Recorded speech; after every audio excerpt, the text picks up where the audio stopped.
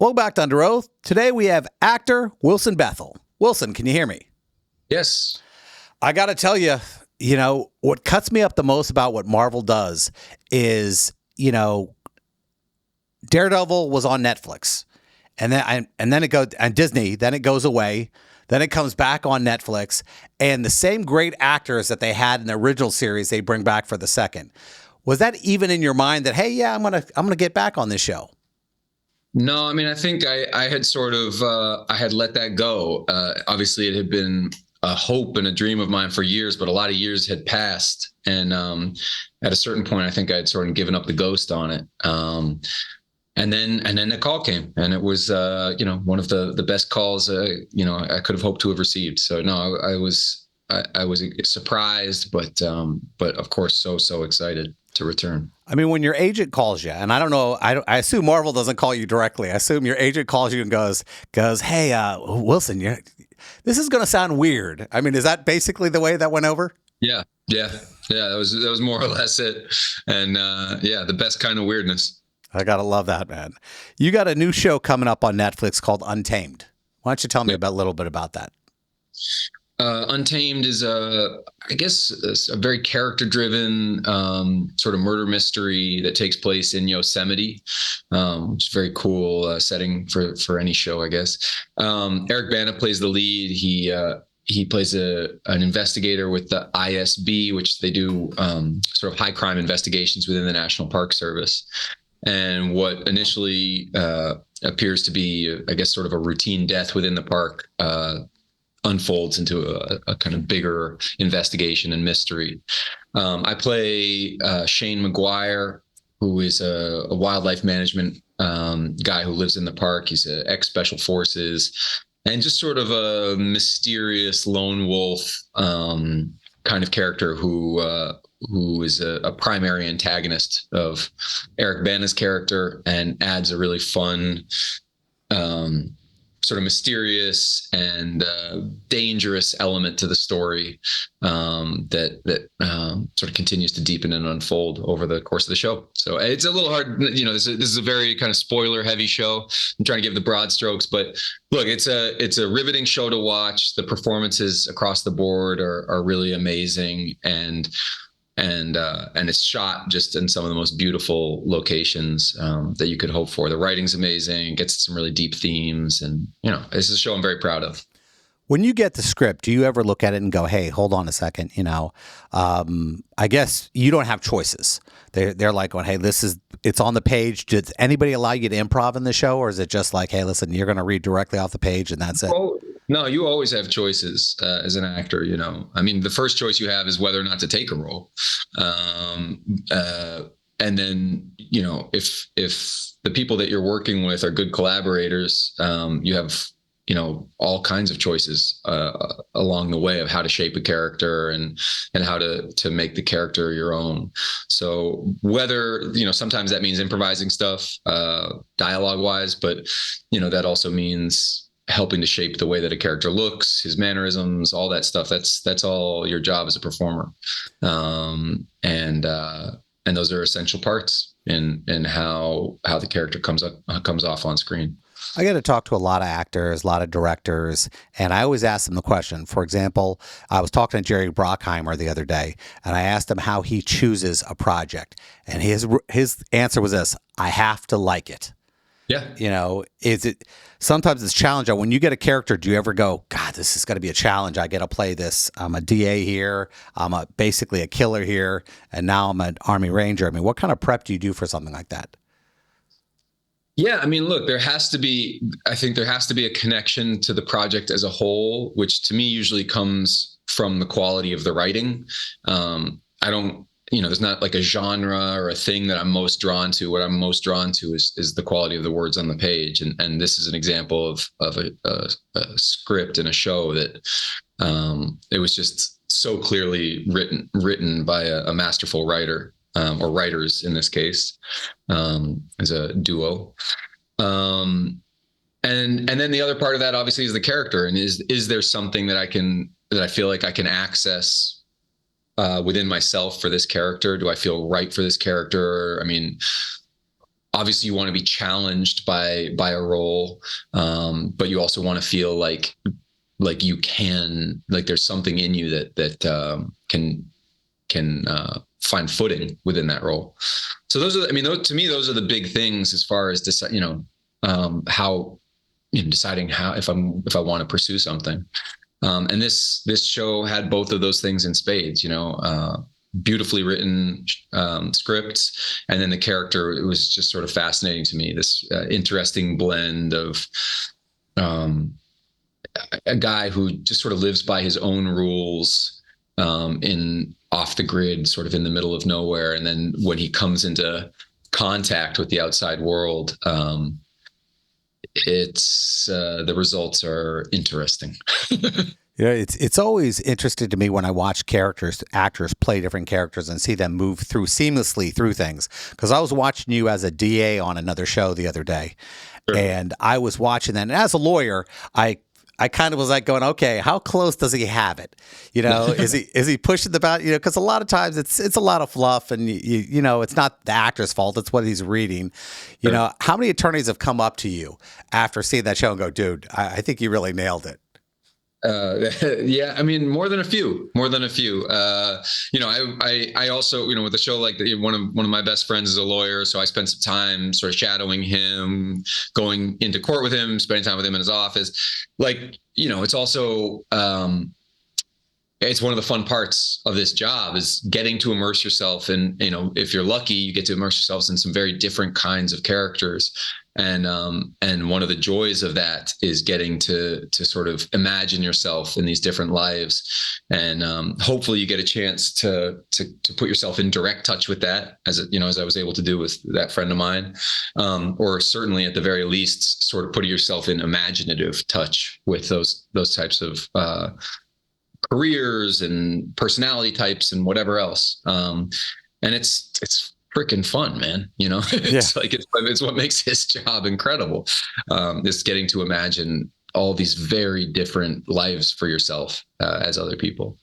Now, a lot of actors, newer actors have dealt with this, but the older actors didn't have to deal a lot with the internet and everything else like that. And like I said, as a lawyer, sometimes I see things and I'll mention it online and I got to tell you, whoever wrote that, they've never been in a courtroom, everything else like that. I mean, you've played such pivotal characters. When you play, like, for example, Bullseye, I can't imagine the online stuff that came up. Oh, he doesn't remind me of this guy. He does this, he does this, he does this. How tough is it to deal with, let's call it fanboys in a certain area where you're like going, come on, it was on the paper. Cut me a break, man. I mean, look, I feel like this is probably, I might be jinxing myself, but with Daredevil, with Bullseye, I have felt such incredible support, in and love for that character, and for my portrayal of that character. It's been,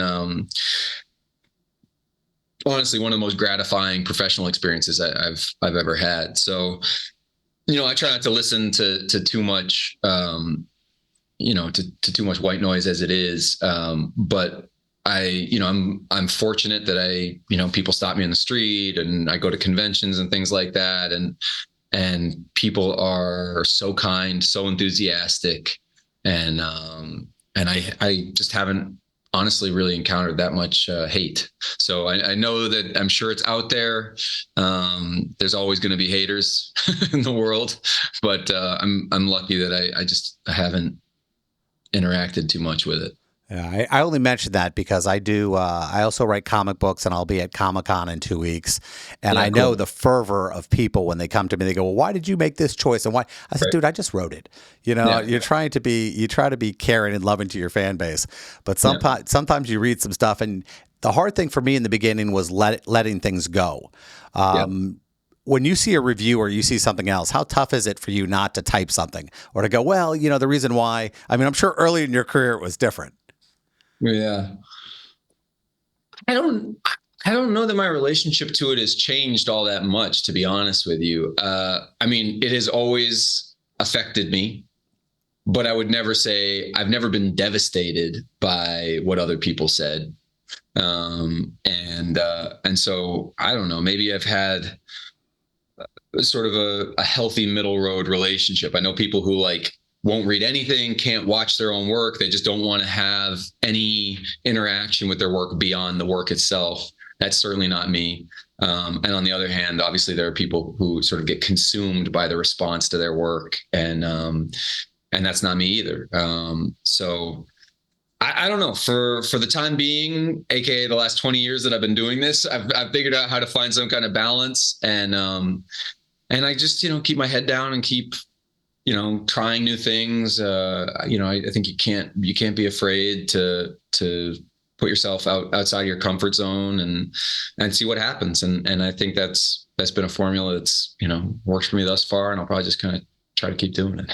Now, you've knocked out some great characters, and this is the selfish part of the show. I have a daughter who's finished going into her second year at theater at the University of Florida, and I can't give her any advice because I'm her dad. She won't listen to anything. Sure. So I ask the actors I'm in front of, in your 20 years, you've been auditioning and everything else. What do you think the most important thing you do to keep yourself up?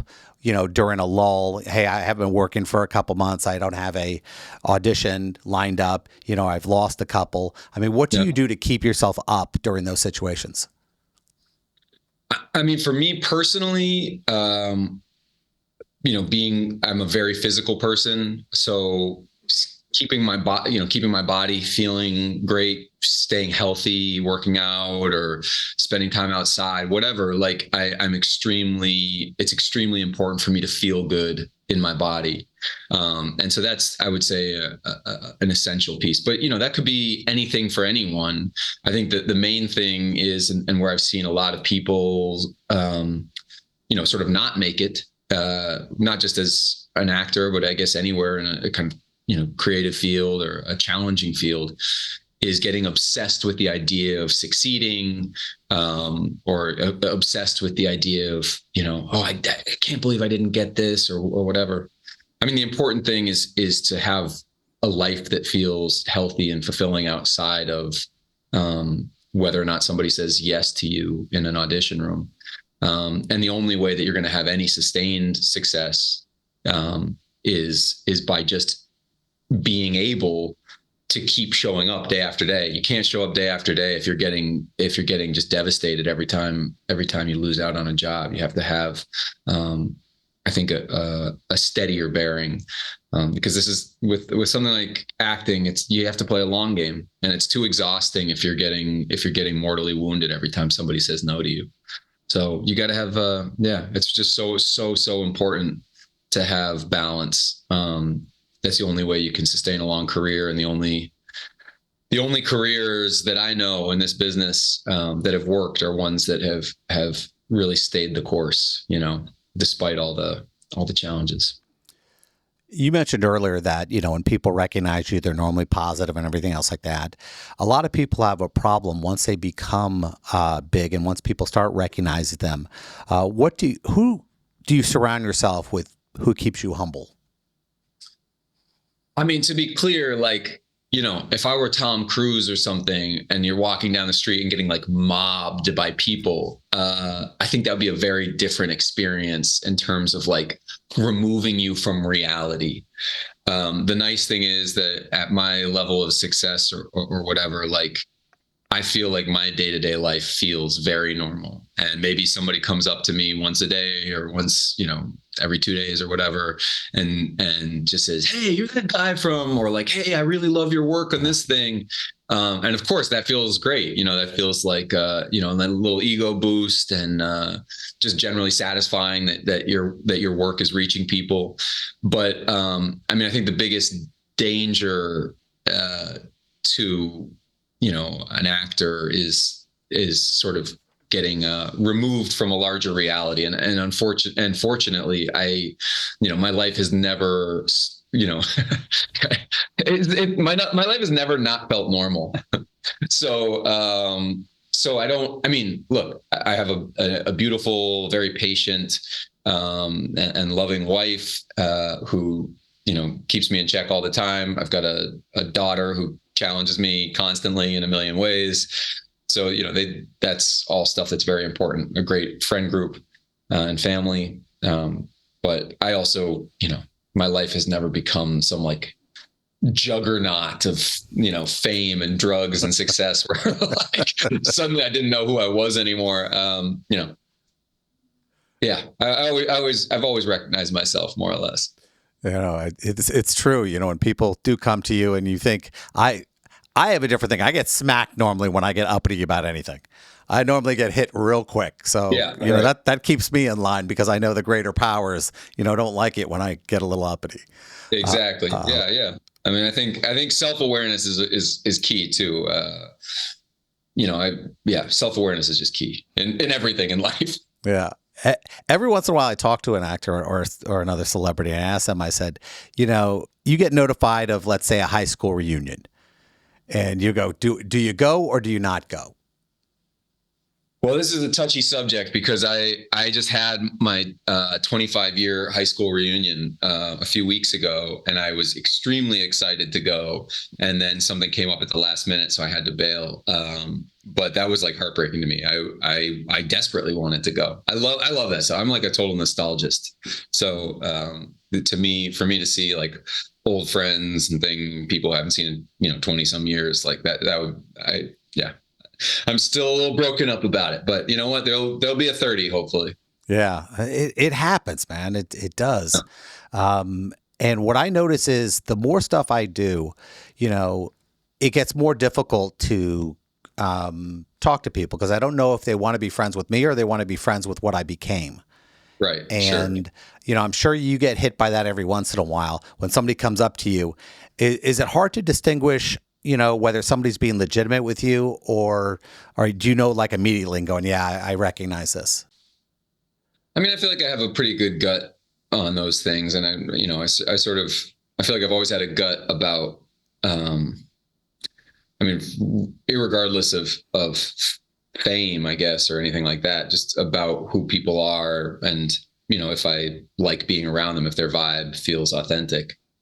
So no, I mean, I don't think I have a particularly hard time with sussing it out. And then, even if somebody's got some kind of weird ulterior motive, it doesn't necessarily have to affect me. Like, it probably just means I don't want to spend a bunch of time around that person and, can sort of gracefully exit.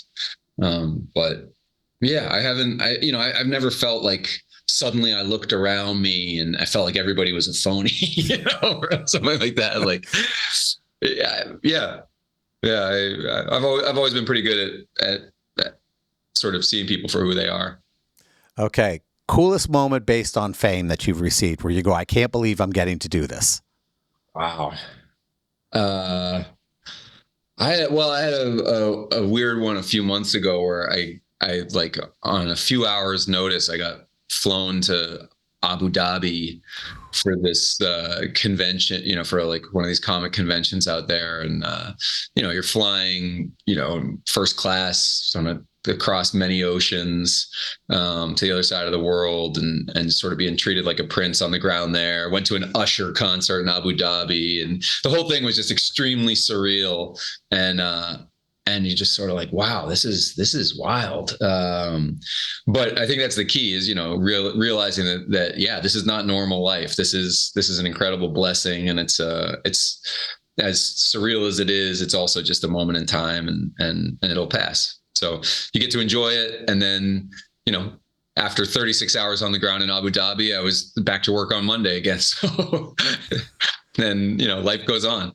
Back to the real world. Well, getting back to the real world, Untamed starts on Netflix on July 17th. It's been great talking to you, Wilson. Thanks for having me.